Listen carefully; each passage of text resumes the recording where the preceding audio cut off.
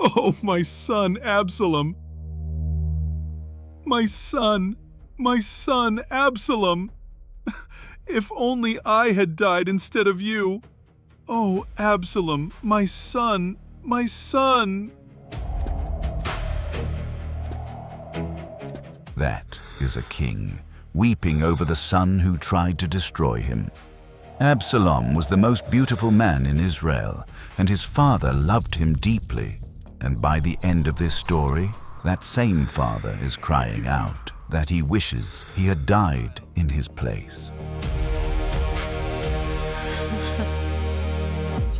This is the true story of how it came to that. A sister assaulted inside the palace, a brother who waited 2 years and then killed at a feast, a father too broken to act, a beautiful prince who stole a kingdom one handshake at a time, drove his own father out of Jerusalem barefoot and weeping, and made a prophecy come true that had hung over the house of David for more than a decade.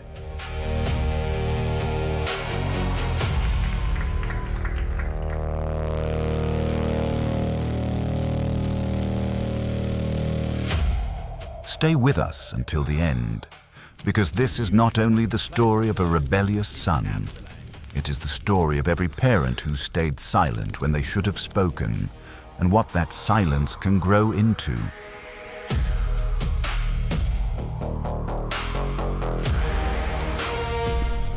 If you are new here, subscribe to ARC Films channel so you never miss a story. And if you want to go further, join the ARC crew.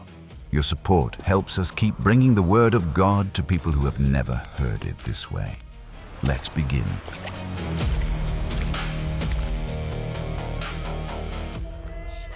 King David had many sons, born to many wives. His firstborn was Amnon, his second was Chileab, his third was Absalom, the one this story follows. His name meant Father of Peace.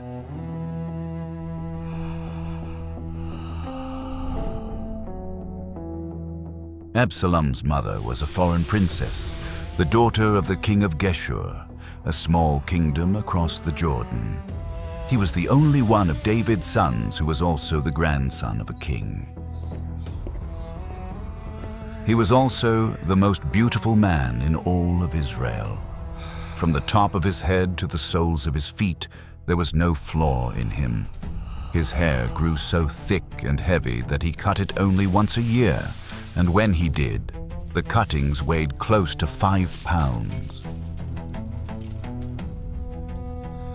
He had a full sister named Tamar, and she was beautiful too. Their beauty is not a small detail. But the story begins with their father. Sometime before, David had done a terrible thing by taking another man's wife for himself. And to hide it, he had the woman's husband killed in battle. God did not let it pass and sent the prophet Nathan to David, carrying a sentence in God's own words. It's camp tonight. The sword will never depart from your house.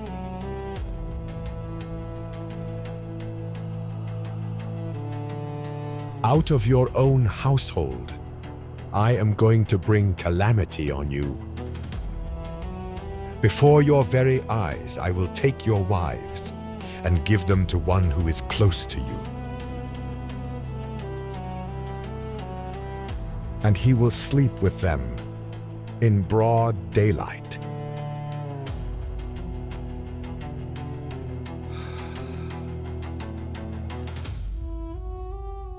David repented, and God forgave him. But forgiveness did not cancel the sentence. The calamity would rise inside his own house from one of his own sons. It began with Amnon, the firstborn. Amnon became obsessed with Tamar. She was his half-sister and Absalom's full sister, and wanting her made him physically sick. His cousin, Jonadab, a cunning man, noticed. Instead of talking Amnon out of it, he handed him a plan. Go to bed and pretend to be ill. When your father comes to see you, say to him, I would like my sister Tamar to come and give me something to eat.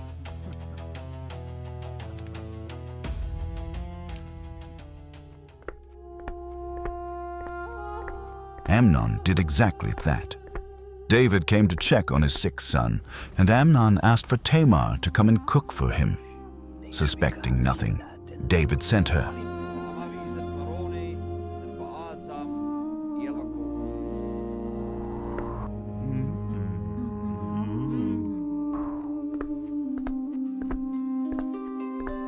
She came to his house and made the bread while he watched. But he would not eat. He sent everyone out of the house, and then he told her to bring the food into his bedroom. She did, and the door closed.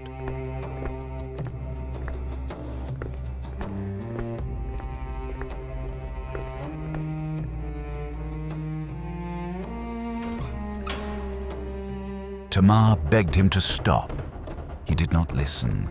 He forced her, and when it was over, he had her thrown out into the street.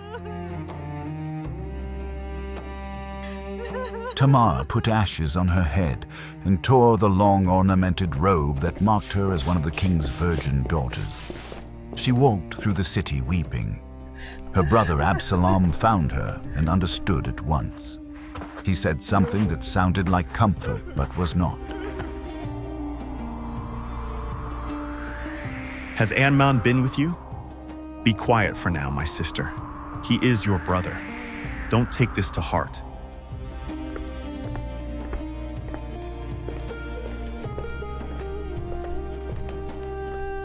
From that day, Tamar lived in Absalom's house, alone and broken. When David heard what had happened, he was furious. But he never punished Amnon, and he never comforted Tamar. The wrong simply went unanswered. Absalom answered it with silence too. He did not confront his brother, and he did not let the matter go. He watched Amnon, and he waited. 2 years later, Absalom held a feast. He owned land at a place called Baal Hazor, where his flocks were being sheared. It was the season for long celebrations, when the wine flowed for days. Absalom invited David and all his sons.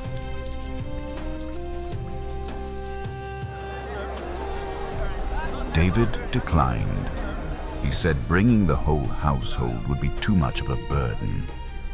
So Absalom made one request. If the king would not come, would he at least send Amnon in his place? David hesitated. Then he agreed and sent Amnon and the rest of his sons. Before the feast, Absalom gathered his servants and steadied them for what he was about to ask of them. Don't be afraid. Have I not given you this order? Be strong and brave. At the feast, when Amnon was heavy with wine and off his guard, Absalom gave the signal, and his servants killed him where he sat. The other princes panicked. They scrambled onto their mules and fled toward Jerusalem. While they were still on the road, a faster report reached the city, and it was worse than the truth. Absalom had killed every one of the king's sons. Not one was left alive. David tore his clothes and threw himself face down on the ground. His servants tore their clothes and stood over him. Then Jonadab spoke. Amnon's cousin understood what was really happening. My lord should not think they killed all the princes. Only Amnon is dead. This has been Absalom's intention ever since the day Amnon wronged his sister Tamar. He was right. The princes arrived, alive and weeping. Only Amnon was missing, and Absalom was gone. He had fled to his grandfather, the king of Geshur, and stayed there 3 years. While Absalom was exiled, something slowly changed back in Jerusalem. At first, David grieved for Amnon every day, but the wound began to close, and as it healed, David found himself aching for his other son instead, longing to have him home. He never said so out loud, and he never sent for him. One man in the kingdom could read David's face well enough to see it. His name was Joab. Joab was David's nephew and the commander of his army, the most loyal man David had and the most dangerous. Years earlier, it was Joab who had carried out the death of Uriah, the husband of Bathsheba, the woman David had taken for himself. On David's secret orders, Joab had placed Uriah on the front line of the battle, where the man was certain to die. Joab knew how to get things done for his king, whatever it cost, and he began to plan. In a small town called Tekoa, a wise woman received a message. She was needed in the capital, and she had a part to play. The woman from Tekoa arrived at the throne room dressed in mourning clothes, as if she had been grieving for a long time. Joab had told her exactly what to say. She fell at the king's feet and told him her story. I am a widow. My husband is dead. I had 2 sons. They quarreled out in the field, with no one there to separate them, and one struck the other and killed him. Now the whole family is demanding that I hand over the son who is left, so they can put him to death. David was moved, and he swore to protect her son. As surely as the Lord lives, not one hair of your son's head will fall to the ground. Then the woman sprang her trap. Why then have you devised a thing like this against the people of God? In saying this, the king condemns himself, because he has not brought back his own vanished son. David understood at once what she had done. He had been caught this way before, years earlier, when the prophet Nathan told him a story about a rich man who stole a poor man's only lamb. And David condemned the man before realizing the story was about himself. Twice now, a story had made the king pass judgment on his own heart. He looked at the woman and asked her plainly, Isn't the hand of Joab in all this? She admitted that Joab had sent her. So David summoned his commander and gave him his decision. Go, bring back the young man Absalom. But he must go to his own house. He must not see my face. Dear dude, you shouldn't help you. Playing songs alone? It's camp tonight.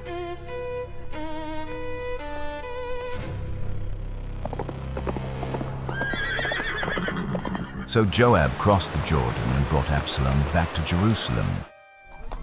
He came home a free man. But his father would not let him come near, and he never once saw the king's face. For 2 years, it stayed that way. During those years, Absalom had 3 sons and a daughter, and he named the daughter Tamar, after the sister he had not been able to save. Finally, Absalom decided to force the issue. He sent for Joab to arrange a meeting with the king. Joab ignored him. He sent a second time, and Joab ignored him again. So Absalom did something only he would think to do. He told his servants to set Joab's barley field on fire. It was ripe and ready for harvest, and it burned to the ground right beside Absalom's own land. Joab came at once. Absalom did not apologize. He told Joab exactly why he had done it. Why did I even come back from Geshur if I cannot see the king's face? Take me to him, and if I am guilty of anything, let him put me to death.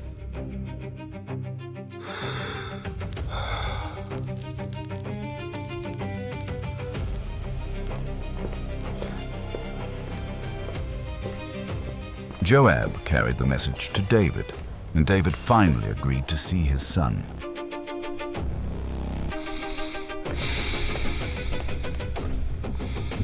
Absalom walked into the throne room and bowed with his face to the ground.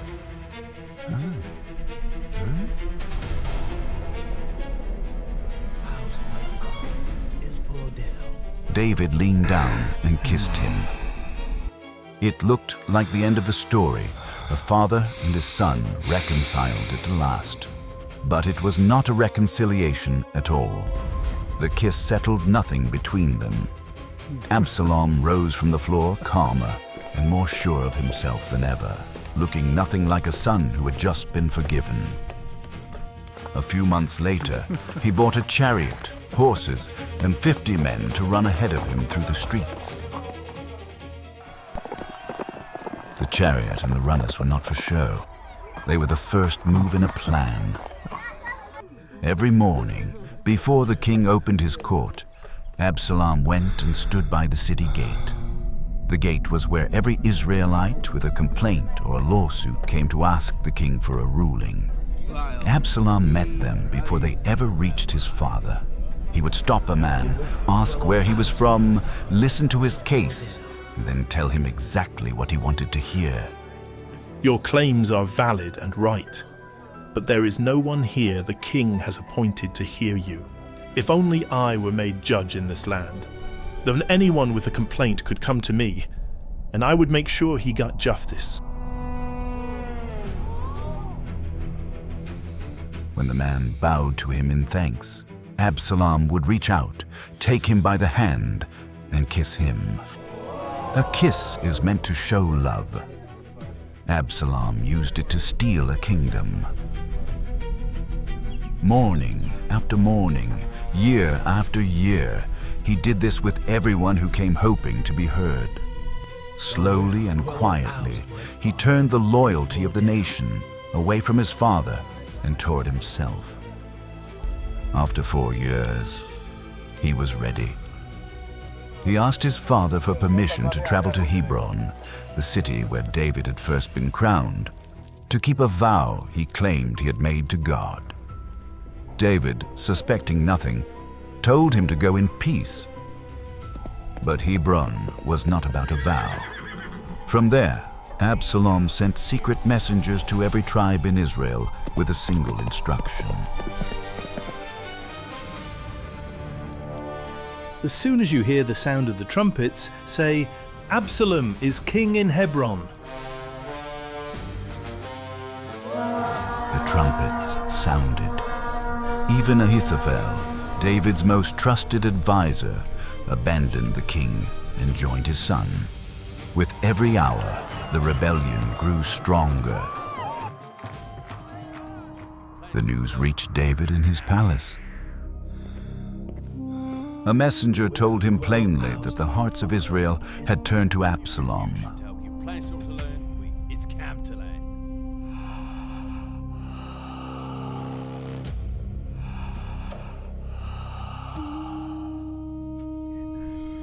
David did not argue. He knew his son, and he knew the city could not hold.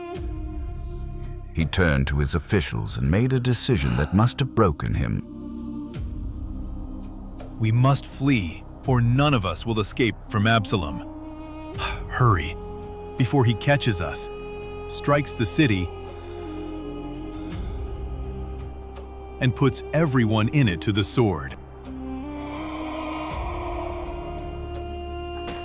So David walked out of Jerusalem on foot, his household and his soldiers following behind, while the whole city wept as he passed.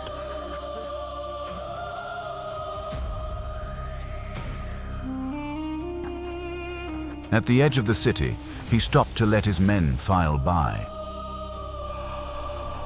Among them were 600 foreign soldiers from Gath who had followed him for years.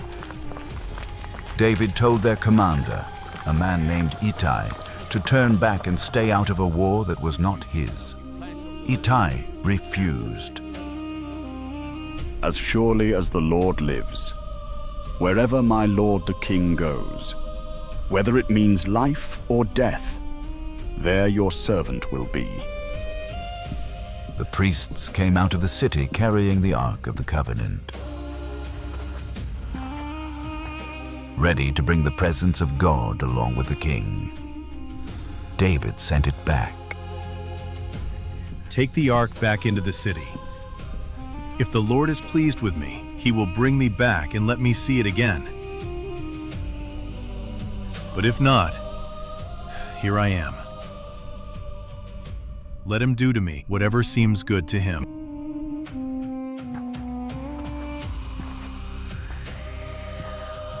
Then David began to climb the Mount of Olives, just east of the city.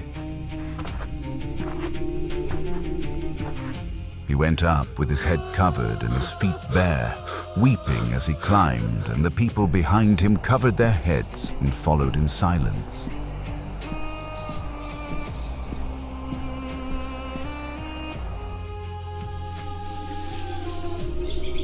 A 1,000 years later, Jesus, the greater Son of David, would climb that same mountain and weep over that same city.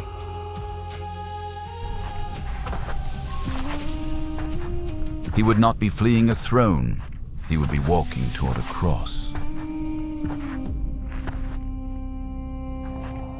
David reached the top of the mountain and prayed one short, desperate prayer. He asked God to turn Ahithophel's wisdom into foolishness.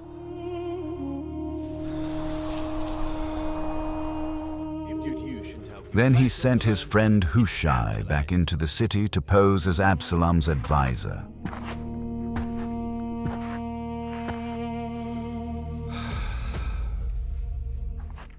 And undermine Ahithophel from the inside.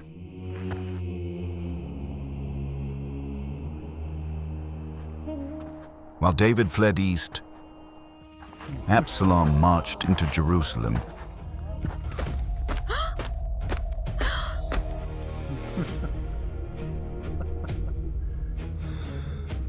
And took his father's throne without a fight. Hushai was waiting, and he greeted Absalom as the new king. Absalom was suspicious at first, but Hushai talked his way into his trust. Ahithophel's first piece of advice was brutal. He told Absalom to claim his father's concubines in public as a way of declaring that there could never again be peace with David. So a tent was raised on the palace roof, and in the sight of all Israel, Absalom did it. Years earlier, Nathan had warned David that exactly this would happen. The prophecy that had hung over David's house for more than a decade had just come true, on his own roof, carried out by his own son. Then Ahithophel laid out his real plan. "Let me choose 12,000 men and set out tonight after David. I will strike him while he is tired and weak, before he can gather an army. I will kill only the king and bring everyone else back to you." It was a sharp, deadly plan, and Absalom liked it. But Ahithophel was not the only voice in the room. Absalom turned to Hushai, not knowing that the man was David's spy, sent there to ruin him. This time Ahithophel's advice is not good. You know your father and his men. They are fighters, and right now they are as dangerous as a wild bear robbed of her cubs. Instead of striking that night, Hushai urged Absalom to wait and raise a massive army first. It sounded grander and safer, but it was a trap meant to buy David time to escape. Absalom fell for it and threw away the one plan that could have won, exactly as David had prayed on the mountain.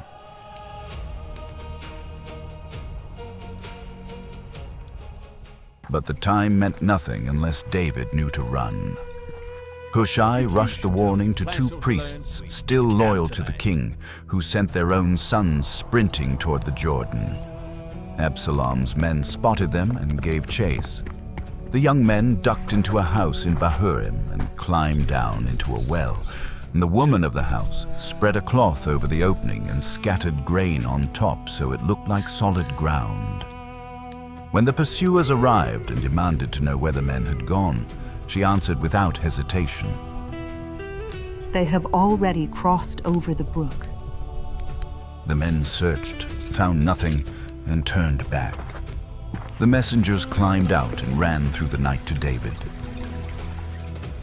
"Get up and cross the river at once. You are not safe here tonight." David and everyone with him crossed the Jordan before sunrise. Not one of them was left on the far bank. Back in Jerusalem, Ahithophel understood what Absalom's choice meant. The moment his advice was cast aside, the rebellion was as good as lost. He rode home to his town, put his affairs in order, and took his own life.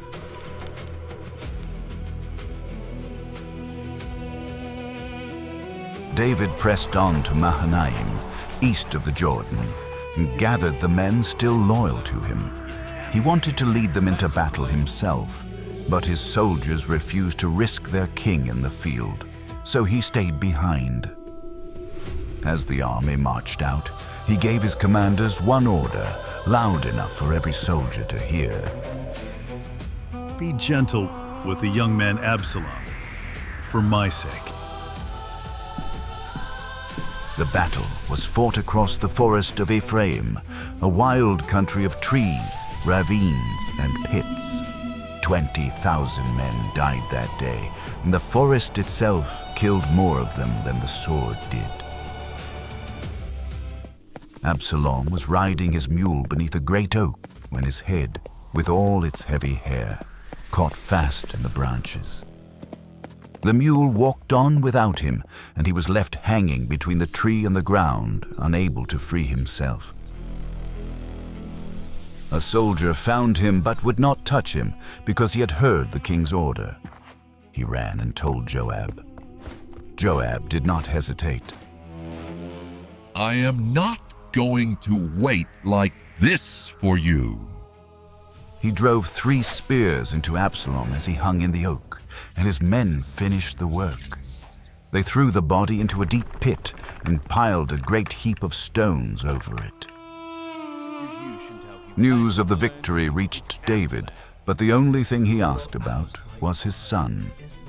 When he heard the truth, he climbed to the room above the gate, and as he climbed, he broke. Oh, my son, Absalom! My son, Absalom! If only I had died instead of you! Oh, Absalom, my son, my son! But David's grief had become a danger. His soldiers had risked everything to save him, and now they crept back into the city ashamed because their king was mourning the enemy they had died to stop. Joab walked in and spoke to him without mercy. "Today you have humiliated all your men who just saved your life. You love those who hate you and hate those who love you. Go out to your men now. If you don't, by nightfall, not one of them will still be with you." It was harsh, and it was true. David got up. He went down to the gate and took his seat where his people could see him, doing at last what a king should have done long ago. His son was gone, and the kingdom went on. The story of Absalom is a slow-motion tragedy, and almost none of it had to happen. It began with a silence. David was furious when his daughter Tamar was assaulted, but he did nothing. He did not punish, he did not protect, he did not even speak. And that silence did not stay quiet. It grew into a murder, then an exile, then a rebellion, then a civil war. If there is something wrong in your house that you are staying silent about, Because you do not want the conversation, learn from David. Silence is not peace. It is just a slower kind of damage. Absalom teaches the opposite lesson, and an equally dangerous one. He was patient. He waited 2 years to kill his brother, and 4 more to steal a kingdom. But patience aimed at revenge is not a virtue. It is a wound you keep feeding. The most patient man in this story was also the most destructive. And watch David's half measure. He let his son come home, but refused to look at him. There is no such thing as half forgiveness. Either you welcome someone back into your life, or you do not. The middle ground, where you pardon someone on paper but freeze them out in person, slowly poisons everyone under the same roof. In the end, David stood at the gate and cried the words every grieving parent has whispered. If only I had died instead of you. He would have traded his life for his rebel sons, and he could not. 1,000 years later, on the same Mount of Olives that David climbed in tears, another father gave his son to die in the place of rebels. David could only wish it. God did it. If this story moved you, subscribe to ARC Films channel. And if you want to support what we do, join the ARC crew. Every member helps us keep these stories alive for people all over the world. And if you want to see how this broken king began, go back to the very start of his story, the day a shepherd boy ran at a giant with nothing but a sling. Watch David and Goliath next. Tell us in the comments which Bible story you want us to tell after that.